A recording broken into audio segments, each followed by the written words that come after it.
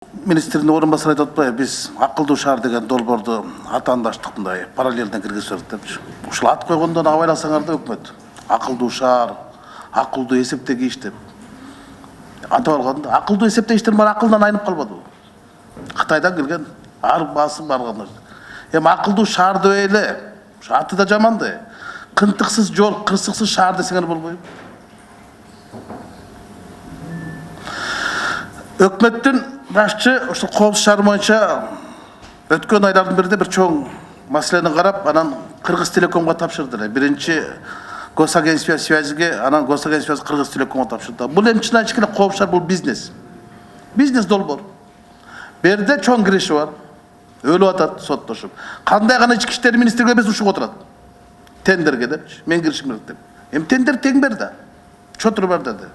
Коррупциянын эң эле чоңу Котуру бул чотуру. Анын баарысын билесиз. Карапайым элдин баары билет. Көрүп атат да. Ушуну мамлекет өз эле дабын алыш керек болчу. Коопсуз шаарды корголбай, жооптуу шаар кылып курууга мүмкүнчүлүк жетмек. Аны Кыргызтелекомго Орус Кыргыз Славян фондунан акча берсе, алып атпайбы? Алыш керек. Депутаттардан алып калат азыр. Көрүп атпайсыңар.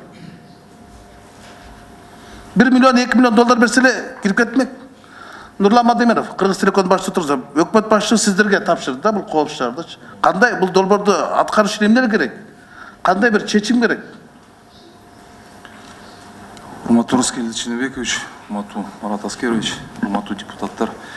25 февралда премьер-министрдин кеңеши менен протокол боюнча бизге поручение беришкенде, азыр окуп берейин силерге. Катыраак.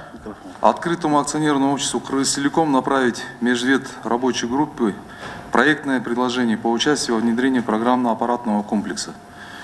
Нести правительству Кыргызской Республики предложение о реализации пилотного проекта внедрения программно-аппаратного комплекса. На основе этого 16 марта 2017 года совместно с Фондом госимущества АО «Кыргызтелеком» была проведена презентация решения для проекта безопасного города российских разработчиков с участием депутата Мавляновой Махаббат Эргешевны, вице-премьер-министра Разакова Дениса Парпиевича, зам руководителя аппарата правительства Кыргызской Республики Исакулова и других. После чего выходит у нас протокольное решение и проект распоряжения. На данный момент из 13 министерств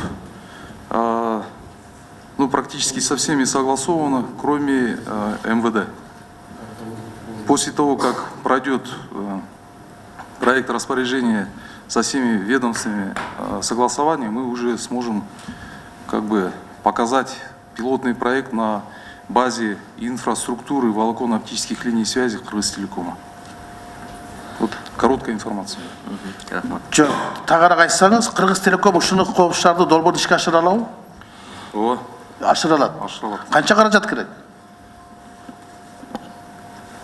Эми пилотный проект 16 марта российский компаниялар бергенде, алар Саратовский область боюнча көрсөтүлгөндө, Ростелеком боюнча, жана инфраструктура боюнча где-то 700 миллион рубль каражаттар кеткен да ошол жерде. Эми биз примерно ошондой эле чыгат го. 10 миллион доллар экен да, ма? 10 миллион доллар. Доллардын тегерегинде. Мына биздин өзүбүздүн эле ата мекендик ишкананын Кыргызтелекомдо мүмкүнчүлүгү бар экен. Мына Нурланды мен жакшы билем, бул адис. Bunun kolundan gelip bekerden hükümet başçı buğa tapşırı atkan yok da. Anan içki işler ministrliğine berip ne kılasınlar? Tenderdeki sottordun çeçimini kütüp ne kılavuz? Akıldı uşardım ne kılavuz? Sottaşıversin. Hükümet özü erktülükte aslında girsin. Je hükümetin tiş ötpeyt, je sottun işi bitmeyt oturuyoruz gerek böyle. Kança degen jol kısıklara bulatın. Uyat bolatası Bişkek'tin. Jolun karagılaç. Jol kısıklara.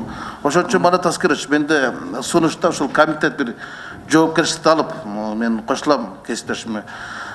Жоопкерчиликти алып бир тарыхый чечимге кириш керек да. Бардыгын токтоп туруп өкмөт тапшырып бериш керек да. Буну коопсуз шаарды өкмөттүн катчысы менен палатанын чечейик. Коомчулуктун баардыгын эмне үчүн эле 5 жылдан бери кирбейт. Кызыкчылыктар бар да. бирөөлөр сотко берип токтотуп атайын. Мүмкүн дагы кайта тендер жарыяласа, мүмкүн дагы бир жакшы министр келсе, ошо менен сүйлөшөбүз, жеңичинен. Сүйлөшөбүз деген эле сөздөр болуп атпайбы? Турмуштун чындыгы ушул. Жолдордун кебетеси кеткен, адам өмүрлөрү кыйылып атат. Ошондуктан буну палатага алып чыгайык. Комитеттин чечими ушул болуш керек. Коопсуз шаар боюнча өкмөттүн позициясы болуш керек. Ошо Кыргыз Телекомдо ушуну ишке ашырыш үчүн канча каражат керек? Акча бар, фонддо турбайбы? Фонддо турат, Орус кыз фондунан алып туруп, буну тез арада кириш керек. Сунушум ушул. Рахмат.